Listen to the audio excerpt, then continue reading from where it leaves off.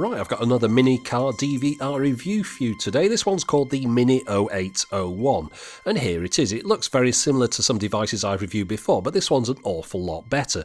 Now, I know there's a lot of people out there that don't have 21 minutes to watch a video, so let me do a shortened version just for you.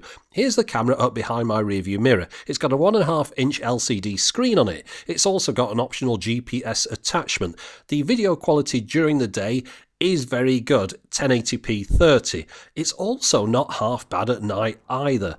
And if you want to get hold of one of these, there's links to buy it in the video description. It's about $100 US, 70 Great British pounds, 130 New Zealand dollars. Right, if you're still here, let's go through this in torturous detail. So here's what I got inside my package from New Zealand. I've got a USB A to Mini B charger with a nice long lead on it. We've got an AV out lead, mono with phonos on it. An HDMI A to Mini B lead. We've got a USB A to Mini B lead.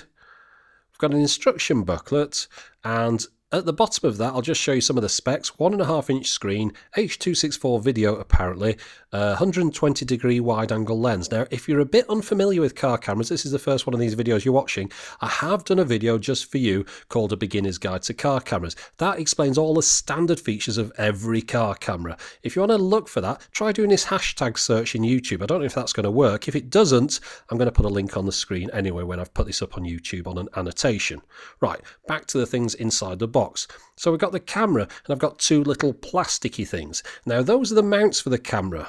Now the reason I've got two, one of them is the GPS attachment and one's the standard one. You have to pay extra for the GPS one, and it's just slightly heavier than the other one, but that's the only way you can tell them apart. Now here's the camera itself. There's the, of course, lens, speaker, microphone on the front of it. On the top there we've got the mini USB plug and the AV out plug, and on the other end we've got a mini HDMI and the micro USB card slot. You'll have to provide your own micro USB card as standard.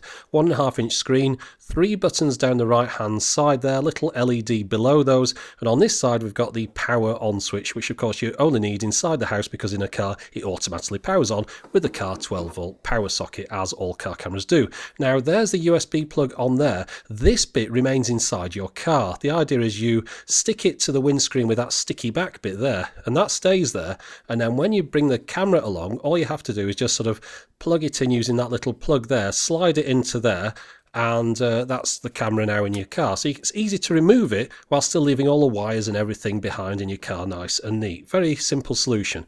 Now the camera can be rotated on that bit there, so you've got it pointed the right way out of your windscreen, because of course windscreen rakes are different, and it also depends how far up your windscreen you put it. Nice solid movement on that as well. It's not going to move by accident. I'll put my nice fast Class 10 micro SD card in there. I'd suggest using a Class 6 or above if you're going to buy your own card. And let's just have a look what it looks like inside the car. Now in my car I've installed the camera up behind the rear view mirror here. I put it out of the way up there so it doesn't distract me while I'm driving. It's not in my line of sight. Also on the passenger side you don't really see it either, and I also think that from the outside it's quite hard to see because it's against the black of the rear view mirror. So overall it's a very discreet solution. I'll pop over to the passenger side though and just show you where it goes. Right, so this is what the passenger sees. You can't see it there, but it's not really getting in your line of sight. The wire is coming out of the camera and going up over the top here, through the headlining, and then it goes down the A-pillar, along the side here, underneath. I've put it underneath where the carpet goes there. It goes all the way through here, and then that's plugged into the 12-volt power supply there. Right, so that's it there. I've switched it on. You'll see there in the top right corner of the screen there's that little black section there, that little corner, and that's the corner of the bit that holds my rear view mirror in place. It's just where I put the camera. I suppose I could have put it a little bit more left, but that meant it would have stuck out a little bit more behind the rear view mirror, which is something I didn't want. Of course the thing with these pads is they've got the sticky stuff on, but once you've stuck them, that's it, you can't really move them again, so you've got to be pretty sure you're putting it in the right place to start with.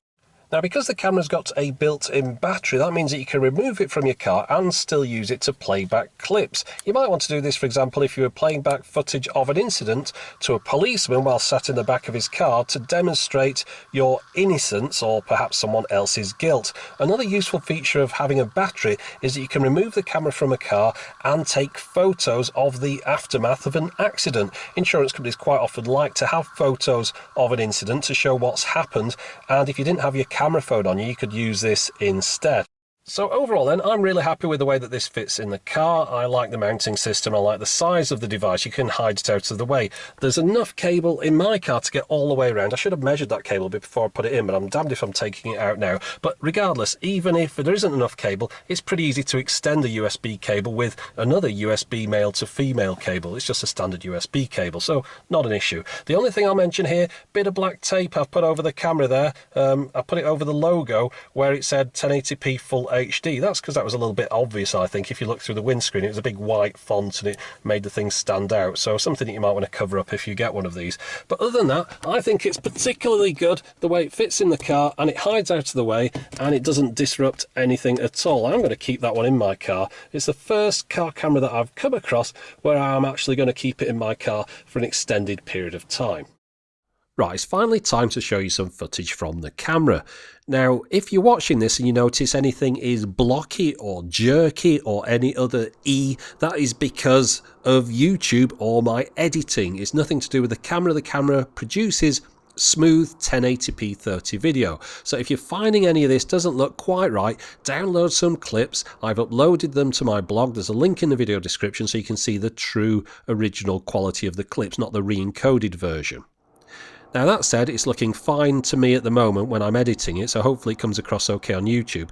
Now as I get up to this zebra crossing in a minute, that's where two clips meet, so you better see how big a gap you get between the clips. It's just about to happen now, and that was it. There's probably no gap at all on the video there that's discernible, and that's because there's no gap between clips, which is a nice thing. You always want these cameras to produce video that's nice and smooth without any gaps between any jerkiness. I don't even like those ones that sort of jump back a little bit. I find those a little bit disconcerting. But looking at the video on the screen now, as you can see, it's nice and sharp. This is 1080p 30 video that I'm showing you now. The camera also does 720p 30, but there's not much point doing that because you're not really gaining anything. You might as well just record in 1080p 30. It doesn't do 720p 60 or anything like that. And 720p 30 also has the same field of view as 1080p. So if I was you, stick it in 1080p and just leave it there. There's no need to go messing about. Now let's just see how the camera copes with light and dark. I'm going under some trees now. As you can see, it's making the road sort of dark and then light and then dark and then light. And the camera's coping very well with that, I think. You get some cameras that take a lot longer than this to react to those light changes. This one's doing fine. I mean, I'm really very happy overall with the image quality from the camera. Now, one thing that I did notice that happens on this camera every now and then, and it's happened with quite a few other cameras I've tested as well, when you're driving directly into sun like I am now and the sun's at a particular height in the sky, you see that line down the middle of the screen there? Now that's just something that happens. It's not a broken camera, nothing to worry about, and it's only very specific situations that will create that. But I just thought I'd mention it in case anyone gets one of these and goes, oh, mine's got a purple line on it. Yeah, most cameras like this do. It's something to do with the image sensor. Now let's have a look at some nighttime footage. You'll see that the camera does a really good job here as well. Look at the time and date information at the top left there. The bit with the V, by the way, that's the speed in kilometers per hour. And then we've got the location coordinates. I'm going to do a bit of speech on the camera here so you can hear the sound quality that comes through on the inbuilt microphone as well. So let's just have a listen to that. Now, of course, nighttime footage at this time of year, I have to go out after 9 o'clock. Drive around, which is something I wouldn't normally do, to be honest, but of course we're more interested in the low light capabilities for when we get to winter, and any type of driving I'm going to be doing, commuting to and from work, is going to be in the dark. So that's why nighttime capabilities, low light recording capabilities are so important in a camera like this. Now, I just know some bright spark's going to write in and say, you said it was after 9 o'clock and it's only 8:18 on the on-screen timestamp. Well, that's because the on-screen timestamp is wrong.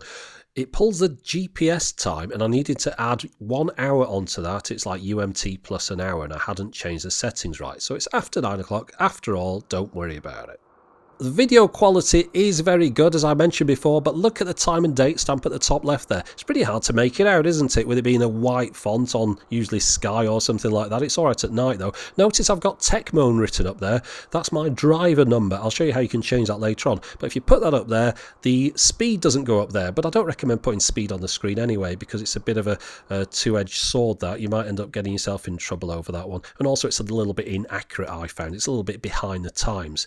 Anyway, let's look at the camera here, we've got the 3 buttons on the right hand side, we've got the power on the left. Let's just switch it on manually. Again, remember you don't have to do this, the camera will auto switch on in your car. Let's look at the screen here. We've got quite a bit of information around there. That's the kilometers per hour speed at the top there. You can see it's in full HD mode. There's a little 1 above that little bit on the left there. That means it's doing 1 minute loop segments that I've set in the menu. Auto exposure, there's a card in it, that's how long I can fit on it, time and date, and battery life. Battery life, it only lasts for 10 minutes outside the car, by the way. It's not really designed to run on battery. Anyway, I've just turned it on. It's flashing a blue light to show it's recording. There's a red light or red indicator on the screen flashing as well. That's what it looks like when the camera's recording. Notice the battery's running down already. Right, click OK to stop it recording. Now, I'll start it recording again, just show you a couple of little tricks that the camera's got. If we press the down button while it's recording, notice the padlock on the screen there. That means I've locked that particular file. It won't get overridden. It'll stay on the camera. Or you can press it again and it takes the lock off. If I press the up arrow, the microphone gets switched off, and I press it again, the microphone goes back to on again. And then we'll put it back into standby again. So those are the things you can do when you're actually recording. Let's try some other modes now. Hold down OK, takes a photo. That's how you take a photo with it. You just hold it down, takes a photo like that. That's for when you take the camera out of the car, you want to take a photo with it. Like I mentioned before, maybe there was an accident or something. If we hold the down arrow, that gets into the playback menus. As you can see, we've got movie playback, hold it again, we get into photo playback, hold it again, back to the beginning again. So let's get into that movie playback and play back one of those clips. So you just select them up and down. You can see you've got 6 on the screen here. Remember, I'm recording 1 minute clips on mine, so there's an awful lot of clips on mine. Click OK, the clip plays back immediately. As you can see there, nice and smooth. The sound comes through the speaker on the other side as well. Now there's a couple of little tricks you can do while you're playing one of these clips back as well. Of course you can pause it, but you can take a photo out of the video. If I hold down the OK button now, that's took a still out of the video and save that to the photos bit. I'll show you that in a second. Now you can also go through the clips like one after the other by pressing up and down like this, so it just flips through the individual clips. You don't have to go back to that main menu again. If we hold the up button, we've got an option to delete that particular clip if we wanted to. We'll just go back into playing back a clip now, and I just want to show you something else. I can't remember what it was, so I'm just filling for time. Oh yeah, there we go. We're getting into the playback menu, so I'll just go back. If you hold the up button here, you've got an option to delete files from there as well, protect them, and autoplay. Autoplay plays a load of clips back in a row, so you play one clip, it just carries on to the next one. By the way, there's that little photo that we took earlier on, that little still out of the clip with the little blue car going past on the right. And we'll hold down the bottom button, we're back to the main menu. Now let's go into all the setup options. Hold the top button for this. Here's the setup menus. Now I'm not going to go through all these because they're deadly dull, but let's just go through the important ones. Video resolution. I'll just show you what the different options are. We've got full 1080p, 1440 by 1080, 1280 by 720. And then back to 1080p, all 30 frames a second like I mentioned earlier on. Photo size, I'm not going to go into those, or sharpness, or contrast, or flicker, or auto exposure ISOs, or white balance, or the auto exposure bias, or the auto exposure meter mode, the TV type, the auto power off though, you can set that to 3 minutes, 5 minutes, or you can have it stay on if you want, or 1 minute. That's how long it'll power down after just leaving it sat around. That's the time there. Notice the +1 on the left. That's how I adjusted the time eventually to show the right time. That's because it's pulling it off the GPS on mine. You need to up and down that to make it right. But you can also put in manual time and date as well if you haven't got the GPS attachment, which is an optional extra. The date and time display, you can have date and time on or off or just one or the other. The loop options, the time for those, I've got mine set to a minute, but you can have 3 minutes or 5 minutes, or off, which should be a long file, presumably up to the 4 gig limit on a card, and then it presumably do another one, but I haven't tested that. Motion detection, not much use to me. I'm going to move past that one because you always have to have the camera powered to do that. This is where you can display what's on the screen, whether you have the driver number, the date, or the time, or the date and time. This is what's overlaid on the screen, or the GPS data, which is the coordinates. So that's the stamp. I'll show you the driver number. This is where you put it in. That's where I put Techmoan in. You just go along there, and obviously it's usual up and down and OK to put anything you want. That's where you'd normally have a registration number in if you had a load of fleets of these and they all had them in different cars and things. 1, 3 and 5 minutes, that's how long it takes for the screen to go off. I've got mine to go off after 1 minute because I like it to go off pretty soon so it doesn't distract me. You can have video and audio recording or just video as well. The GPS, it says open or close. That means on or off. And then you got G-sensor precisions, which you can have adjusted, or you can even have the G-sensor switched off if you want.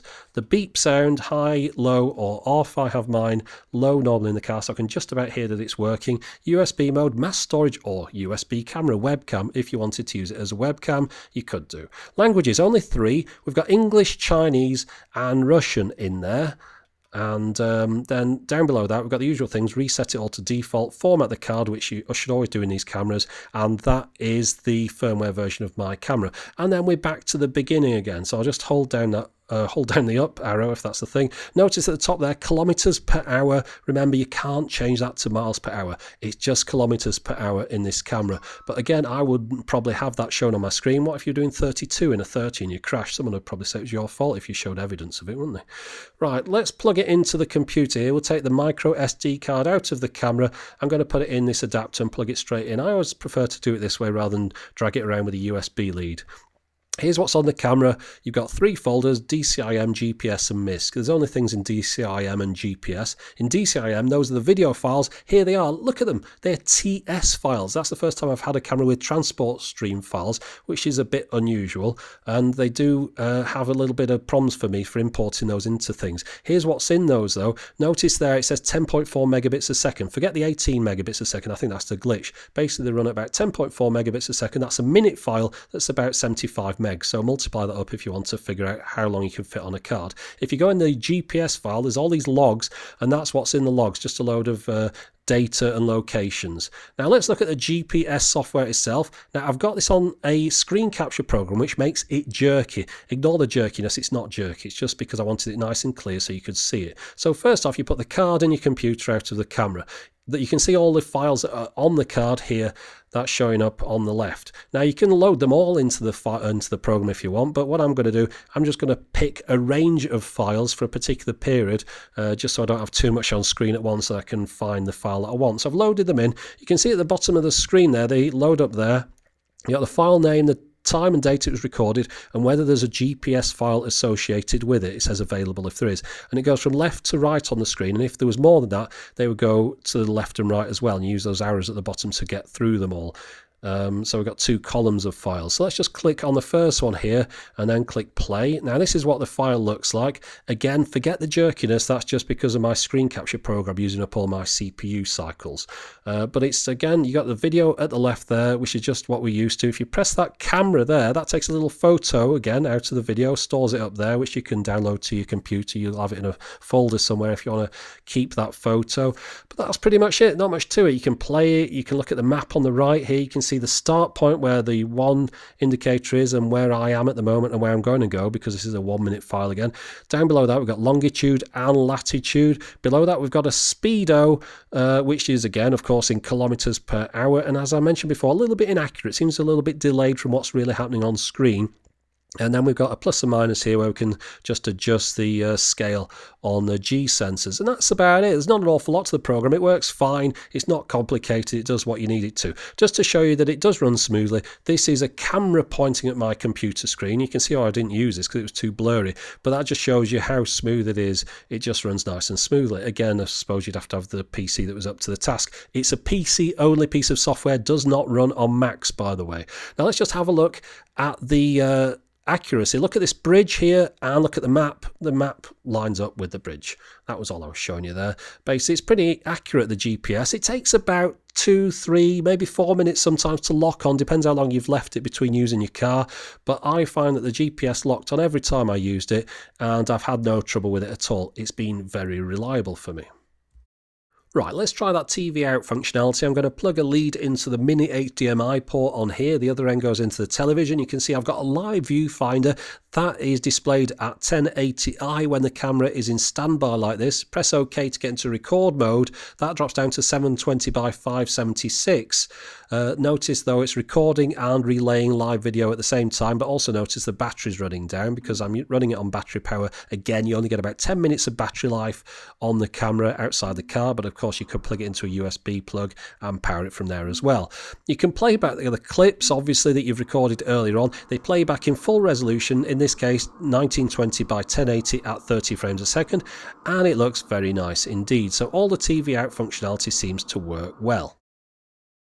So to summarise, I think I found the perfect mini car DVR camera for me. I like its 1080p video, it's nice and clear day and night, but that's not the main feature that I like about it, it's the size and the way it mounts to the car with this little clip. Now, one thing about that clip, I think it might be a little bit flimsy, so if you're some kind of clumsy idiot, you might want something a little bit stronger than this. But don't remove it from your car all the time, you don't need to, you can just leave it in there. That's the good thing about this one. It's got a standard USB plug on there, which is always welcome rather than something ridiculous. That sticker on the front there, you want to cover that up. You don't want people looking at that through your windscreen. I think you've got something really expensive in there when in fact this thing is actually quite reasonably priced. The LCD screen on there, although not absolutely essential in a car camera, is very useful to enable you to get it framed properly and get the settings just how you want. But once you've done that, you don't need to look at it again. Hide it up behind your rearview mirror and you just have a little chime comes on to make you aware that it's still working. And mine's been working fine ever since I put it in my car. So if you want to get hold of one of these, there's links to buy it in the video description. There's also links to sample clips there that are available from my blog if you want to test those out on your own computer. I'd suggest using VLC to play them due to the weird file format. But that's it. For the moment, thanks for watching.